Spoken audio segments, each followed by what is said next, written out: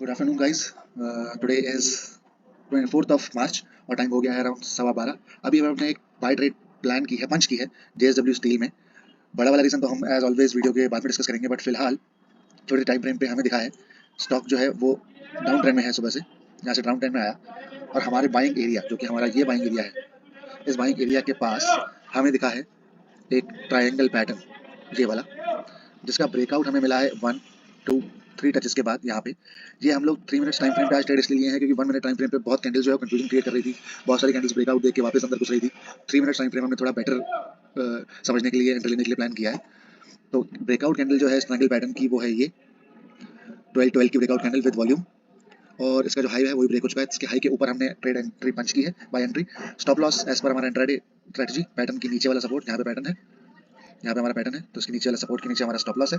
और टारगेट्स हमारे दो कि हमें यहाँ से ये वाला जो एरिया है यहाँ कहीं हमें ब्रेकआउट मिला है एंट्री लिए, तो पहला रेजिस्टेंस यहाँ पे सब फेस कर सकता है, दूसरा रेजिस्टेंस यहाँ फेस कर सकता है। तो दूसरा रेजिस्टेंस यानी हमारा दूसरा टारगेट जो है वो ये है, और ट्रेड जो है अब चालू हो चुका है। लेट्स सी ये किस तरफ जाता है। मीडियम क्वांटिटी में ट्रेड लिया है क्योंकि बड़े टाइम फ्रेम पे जिस रीजन की वजह से हम इस ट्रेड में हैं उसमें वॉल्यूम की कमी है, सिर्फ एक डाउट जो है वो वॉल्यूम की कमी है, उसको निगलेक्ट इसलिए किया है, ट्रेड में इसलिए लिया है क्योंकि हमारा स्टॉप लॉस कम हुआ अगर हम गलत है तो, और नेगलेक्ट इसलिए किया है कि जहाँ पे ये वॉल्यूम मिलना चाहिए वहाँ वॉल्यूम नहीं है, फिर भी स्टॉक जो है वो ऊपर की तरफ सस्टेन कर रहा है, नीचे नहीं गया है, इसीलिए हम लोग ट्रेड के साथ है पर एक मीडियम क्वांटिटी में। तो लेट्स सी ये ट्रेड किस तरीके से जाता है, will continue. Welcome back guys. Around 1 घंटा पास हो चुका है और अपडेट लेने के लिए हम लोग वापस आए हैं, जिसमें हम देख रहे हैं कि जो ट्रेड हमने अडानी स्टॉक में ट्रायंगल ब्रेकआउट के ऊपर लिया था वो अभी साइडवेज जोन में है, अभी कॉस्ट टू कॉस्ट पे आया है। जब हमने ब्रेकआउट पे से ट्रेड लिया था फिर ये नीचे आया है, काफ़ी नीचे आया था, हो सकता है कुछ सेलर्स को ट्रैक करना है, और फिलहाल वापस कॉस्ट पे चल रहा है। इस ट्रेड में ऑब्वियसली ये चीज़ देखने को हमें मिलनी ही थी क्योंकि स्टॉक जो है वो साइडवेज जोन में चला गया है, साइडवेज जोन में चला गया है, तो स्टॉक थोड़ा लॉस, थोड़ा प्रॉफिट, थोड़ा कॉस्ट टू कॉस्ट पे हमें देखने को मिलेगा। इसका रिजल्ट भी हो सकता है बहुत देरी से आए, तो वेट तो हमें करना पड़ेगा। कुछ पॉइंट्स और मैं ऐड करना चाहूँगा जो मैंने इसमें देखे थे, जिस वजह से मैंने बाय साइड जाने की भी ट्राई की है। वो ये है कि स्टॉक जो है आज सुबह से डाउन ट्रेंड में है, और जो बिगनर्स हैं, रिटेलर्स हैं, वो इस डाउन ट्रेंड को देखेंगे और देखते हैं ये ब्रेकआउट, ये वाला ब्रेकआउट मिला है, इस ब्रेकआउट पे कई लोगों ने एंट्री की होगी, या फिर ये वाला ब्रेकआउट मिला है, इस ब्रेकडाउन ब्रेकडाउन मिला है, इस ब्रेकडाउन पे कई लोगों ने एंट्री की होगी। अब देखा जाए तो एक पुराना सपोर्ट है ये वाला, इस सपोर्ट पे, और जिन लोगों ने यहाँ पे इन ब्रेकआउट्स ब्रेकडाउन्स पे एंट्री ली है उनके स्टॉप लॉसेस यहाँ, यहाँ और यहाँ होंगे। तो हो सकता है स्टॉक इनको अटैक करने के लिए ऊपर की तरफ आए, और इसीलिए अपना टारगेट जो है हमने बाय साइड की तरफ जाने की ट्राई की है। तो फिलहाल स्टॉक जो है वो कॉस्ट टू कॉस्ट पे चल रहा है। ये है अडानी, ये है जेएसडब्ल्यू का अपडेट। एक और ट्रेड हमने पंच किया है वो है रिलायंस में,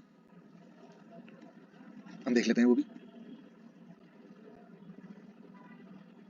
रिलायंस में पंच करने का भी कुछ रीजंस हैं, बड़े रीजंस हम बड़े टाइम फ्रेम पे डिस्कस करेंगे लास्ट में। अभी फिलहाल ट्रेड पंच करने का रीजन ये है कि स्टॉक यहाँ से बाय पोजीशन अप ट्रेंड में आया है सुबह से, और हमारे बाइंग जोन पे आया, यहाँ से अप ट्रेंड चालू हुआ और हमारे बाइंग जोन पे आया, ये है हमारा buying zone.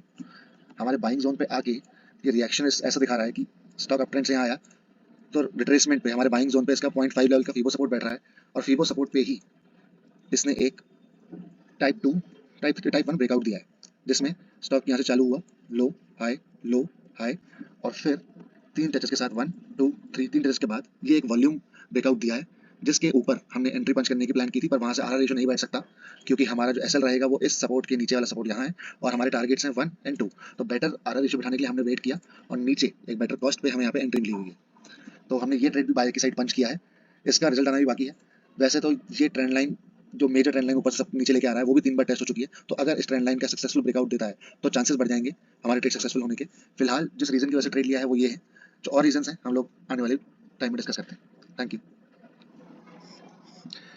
Welcome back. Quick update, almost 1 hour complete हो गया है और ऑलमोस्ट 1 घंटे बाद स्टॉक मार्केट जो है वो क्लोज हो जाएगा।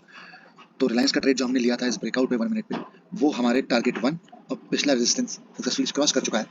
तो अपना जो स्टॉप लॉस है वो हम लोग कम करने वाले हैं, वो ले जाने वाले हैं इस सपोर्ट से लेके अराउंड इस सपोर्ट तक, जो कि बैठता है यहीं पे कहीं, करेक्ट है। तो इससे हमारा स्टॉप लॉस कम हो गया, और आर रेशियो आप देख सकते हैं अराउंड 2.32 के आसपास है।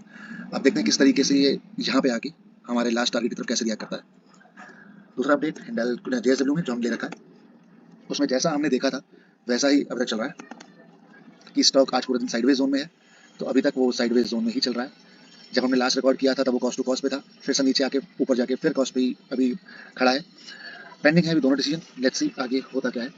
रिगार्डिंग जेएसडब्ल्यू स्टील, ये ट्रेड हमने लिया है, अगर कोई अच्छा मोमेंटम आता है तभी डिसाइड हो पाएगा कि ये हमारा एसएल लेता है, टारगेट लेता है, otherwise there is 60 to 70% probability कि ये कहीं बीच में ही क्लोज हो सकता है, क्योंकि ऑलमोस्ट 1 घंटा ही बचा है और स्टॉक जो है वो कहीं बीच में ना क्लोज हो जाए। बेटर ये है कि हमको कोई रिजल्ट मिले ताकि हम अपनी टैक्टिक्स जो हम यूज़ कर रहे हैं, जो स्ट्रेटजी हम यूज़ कर रहे हैं, जिस तरीके से मार्केट को देख रहे हैं वो क्लियर हो।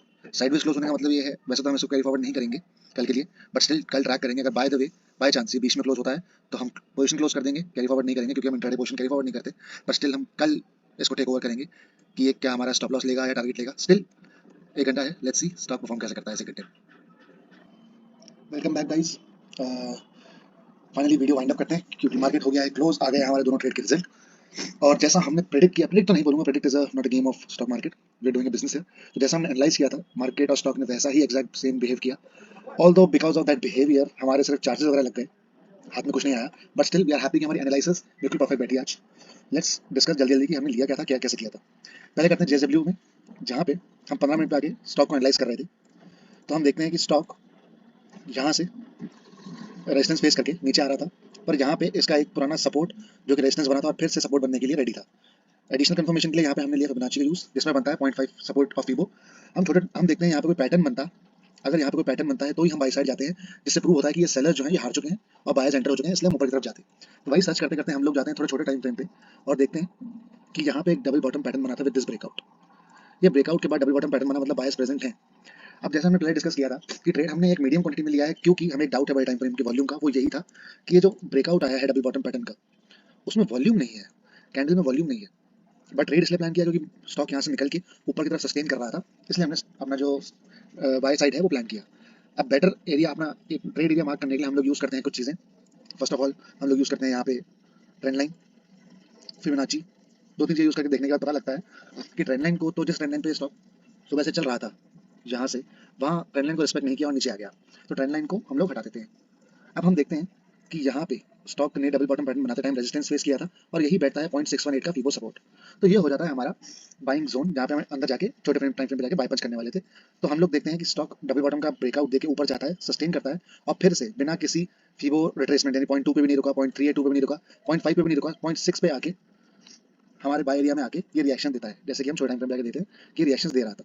अब यहाँ पे एंट्री लेने के लिए हम लोग और छोटे टाइम फ्रेम पे जाके देखते हैं कि क्या हमें एंट्री कहीं मिलती है। तो हम लोगों ने प्लान देखा कि स्टॉक बहुत तेजी से नीचे आ रहा था और अभी भी डाउन ट्रेंड में ही था। कंफर्मेशन के लिए हम देखते हैं कि ये डाउन ट्रेंड इसने तोड़ा नहीं था, तो कहीं ना कहीं स्टॉक डाउन ट्रेंड में ही है और हमारा बाइंग जोन है ये यहाँ पे। पर किस कहीं पे भी हमें अपने स्ट्रेटजी के हिसाब से एंट्री मिली ही नहीं। ये ट्रेंड बना, यहाँ पे एंट्री लेने के लिए हम लोग इसको मार्क करते हैं, ये वाला एरिया, पर यहाँ पे कोई अच्छा ब्रेकआउट नहीं मिला फ्लैग पैटर्न का। ये एरिया मार्क करते हैं, कोई फ्लैग पैटर्न का ब्रेकआउट नहीं मिला और स्टॉक वहीं ट्रैवल कर रहा था कब से। तो मतलब कहीं ना कहीं बायर्स इसको होल्ड कर रहे हैं। अगर सेलर स्ट्रॉन्ग होते तो डाउन ट्रेंड में इसको लाने के बाद, यहाँ पे रिट्रेसमेंट के बाद इसे नीचे ले जाते, बट यहाँ पे बायर्स प्रेजेंट हैं तभी इसको यहाँ पे होल्ड कर रहे हैं। थोड़ा और वेट करने के बाद हम देखते हैं कि हमारे बाइंग जोन के पास हमें कहीं एंट्री प्लान करने को मिलती है। तो देखते हैं कि यहाँ पे तो स्टॉक बहुत कंफ्यूजन क्रिएट कर रहा है बहुत छोटी कैंडल्स के साथ। तो हम लोग थोड़े से बड़े टाइम फ्रेम को ऑप्ट करते हैं 3 मिनट्स को, और फिर एनालाइज करते हैं कि कोई बाइंग अपॉर्चुनिटी हमारे बाइंग एरिया के पास हमें मिलती है क्या। तो हम लोग देखते हैं कि स्टॉक इस ट्रेंड लाइन को फॉलो करता हुआ नीचे आया और इस ट्रेंड लाइन को फॉलो करता हुआ ऊपर जा रहा था, जहाँ से ये, जिसमें हमें मिलते हैं 1 2 3 टचेस यहाँ और 1 2 3 टचेस यहाँ। मतलब अगर हम पहले से प्रिपेयर थे कि मैं बाई साइड जाना है अपने बाइंग जोन के पास, तो स्टॉक यहाँ से निकला, हमारे बाइंग जोन के पास आया और इस ट्रायंगल पैटर्न जहाँ पे सेलर्स पहले स्ट्रॉन्ग थे, फिर बायर्स स्ट्रॉन्ग हुए, फिर सेलर्स, फिर बायर्स, और फाइनली 3 टचेस के बाद हमारे बाइंग जोन के पास इस कैंडल में हमें विद वॉल्यूम ब्रेकआउट मिला, जिसके ऊपर हमने अपनी एंट्री पंच की। स्टॉप लॉस रखा यहाँ पैटर्न के नीचे वाला सपोर्ट, और target, first target being this जो रेजिस्टेंस था, first resistance, second target being this. और बेटर एंट्री के लिए हम लोगों ने थोड़ा वेट किया, तब हमें बेटर प्राइस पे एंट्री मिल गई थी। अब जैसा हमने डिस्कस किया कि स्टॉक आज साइडवेज मोमेंटम में है सुबह से, तो देयर आर हाई चांसेस कि वो स्टॉक यहीं पे साइडवेज रेंज देके क्लोज हो जाएगा, और वैसा ही हुआ। स्टॉक एक साइडवेज रेंज में देके एक हमारे को नो कॉस्ट नो प्रॉफिट पे क्लोज हुआ, सिर्फ ब्रोकर की कॉस्ट देनी है वो तो है ही, उस कॉस्ट पे हमें यहाँ पे क्लोजर मिला है। स्टॉक की पोजीशन हमने कैरी फॉरवर्ड तो नहीं की क्योंकि इंट्राडे पोजीशन थी, पर हमने एक पेपर ट्रेड यहाँ पे प्लान कर ली है उसी रेट पे, ताकि हम कल आने वाले सेशन में इसका रिजल्ट जान पाए कि हमारी स्ट्रेटजी सही बैठ रही है या नहीं। अब हम दूसरा ट्रेड जो लिए थे वो उसमें रिलायंस में लिए थे, उसको भी देख लेते हैं। ये रहा रिलायंस में ट्रेड, और इसका रिजल्ट पॉजिटिव रहा था, इसमें हमने अपना टारगेट करके प्रॉफिट बुक किया था। लॉजिक क्या था वो हम शुरू से डिस्कस कर लेते हैं। लॉजिक ये था कि स्टॉक इस रेजिस्टेंस को तोड़ के आज ऊपर निकला था। ये रेजिस्टेंस जहाँ पे 1 2 3 बार मार्केट टेस्ट कर चुका है, यहाँ से ऊपर निकला था विद दिस कैंडल जिसमें वॉल्यूम है, सॉरी वॉल्यूम नहीं है बट स्टिल मार्केट ऊपर निकला। स्टॉक यहाँ पे सस्टेन कर रहा था। अभी सस्टेन करने के बाद ये बनता है हमारा बाइंग जोन, क्योंकि हम देखते हैं कि फिबोनाची को यूज करते हैं हम लोग निकालते हैं, तो 0.382 का सपोर्ट प्लस पुराना रेजिस्टेंस जो है वो यहाँ सपोर्ट बन सकता है। प्लस और हम यूज़ करते हैं ट्रेंड लाइन का, जिसमें हम देखते हैं कि स्टॉक 2-3 दिन से इस ट्रेंड लाइन को फॉलो करता हुआ ऊपर जा रहा है और यहीं पे कहीं हमें ट्रेंड लाइन सपोर्ट भी मिल रहा है। तो 3 रीज़न होने के बाद, first reason is support becoming resistance, second reason Fibonacci 0.382 support, third reason trend line support. इन तीनों सपोर्ट को यूज़ करते हुए हम लोग अपना एरिया मार्क करते हैं ये छोटे टाइम फ्रेम पे एंट्री लेने के लिए। और छोटे टाइम फ्रेम पे हम लोग जाते हैं, देखते हैं 1 मिनट पे, तो हमें दिखता है कि स्टॉक आज यहाँ ओपन हुआ, जहाँ पे ओपन हुआ और शुरू सुबह से अप ट्रेंड में है और रिलायंस है, तो इसका मोमेंटम बहुत अच्छा भी आ सकता है, कोई एटीआर इसका इतना मैटर नहीं करता। तो हम जानते हैं कि रिलायंस अच्छा मोमेंटम दे सकता है। तो यहाँ पे जब स्टॉक अच्छे मोमेंट से ऊपर जा रहा था और हमारे बाइंग जोन के पास आया, तब सिनेरियो बनता है कि स्टॉक रिट्रेसमेंट के लिए आया है, क्योंकि ये low high low high low high बनाता हुआ एक 50% रिट्रेसमेंट जो कि हमारा बाइंग एरिया है वहीं आता है। और वहीं आने के बाद हमें, क्योंकि स्टॉक अप ट्रेंड में है, हमें ज़्यादा लॉजिक लगाने नहीं, हमें सिर्फ एंट्री प्लान करनी है एक गुड पोजीशन पे। उसमें हमें दिखता है एक और अप ट्रेंड, वन लो हाई, और ये हमें दिखता है यहाँ से breakout of this upcoming up trend, नया अप ट्रेंड, जिसके 1 2 3 तीन टेरेस होने के बाद एक वॉल्यूम ब्रेकआउट हमें दिखता है। और यहाँ हम प्लान करते हैं अपनी entry with stop loss of नीचे वाला सपोर्ट एंड टारगेट। अगर इस जोन के पास हमें एंट्री मिल रही है, फर्स्ट टारगेट होगा ये और सेकंड टारगेट और अगर रेजिस्टेंस, तो हम लोग ने ए ट्रेड एंट्री यहाँ प्लान करते हैं विद दिस टारगेट। अब अभी यहाँ पे हमारे पास स्टॉप लॉस और उसके रिगार्डिंग आर रेशियो नहीं बैठा है, तो हम वेट करते हैं कि हमें बेटर प्राइस पे मिले। तो ये बेटर प्राइस यहाँ कहीं हमें एंट्री पंच करने का मौका मिलता है और आर रेशियो हमारा बैठता है। और कुछ ही देर में नहीं, अराउंड 1.5 घंटे बाद, करीब 1.5 घंटे बाद स्टॉक नीचे आके स्ट्रगल करके स्टॉप लॉस की तरफ थोड़ा सा ही आया और स्ट्रगल करके बायर्स को बहुत तेजी से हमारे टारगेट की तरफ अचीव करते हुए ले गए। और जैसा हमने मार्क किया था बड़े टाइम फ्रेम पे कि स्टॉक कैसा बिहेव कर सकता है, वो हमने मार्क किया था फिबोनाची ट्रेंड बेस को यूज करते हुए, कि स्टॉक यहाँ से निकला था इतना और रिट्रेसमेंट के बाद यहाँ आया तो कितना ऊपर जा सकता था। सॉरी, ये नहीं, स्टॉक यहाँ से निकला था इतना, रिट्रेसमेंट हमारे बाइंग जोन तक आई और फिर कहाँ तक जा सकता था, वो हमने एरिया मार्क किया था 0.786 सपोर्ट, जो कि इस टूल को लेकर हम मार्क करते हैं। और देख सकते हैं हम कि हमारा टारगेट अचीव करने के बाद स्टॉक नीचे आया। टारगेट अचीव करने के बाद स्टॉक उसी टारगेट से, जो हमने एरिया मार्क किया था, उसी एरिया से एक अच्छे खासी रेड कैंडल्स के साथ नीचे ही क्लोज हुआ है। तो दैट इज वाई, यही रीजन था कि हमारी जो एनालिसिस थी वो बहुत अच्छी बैठी। प्रॉफिट हमने ना के बराबर ही बुक किया, क्योंकि इस ट्रेड में हमने प्रॉफिट अच्छा बुक किया था। पर जो जेएसडब्ल्यू वाली ट्रेड थी उसमें हम साइडवेज की वजह से उसमें कॉस्ट टू कॉस्ट निकल पाए हैं, जिसकी हमें चार्जेस देने पड़ेंगे, ब्रोकरेज वगैरह, इसलिए हमारा प्रॉफिट तो नहीं हुआ, बट एनालिसिस एकदम ऑन पॉइंट पोल्स आई थी। And that is why we close this day as a successful trading day. देखते हैं अगले डेज में क्या होता है। Thank you.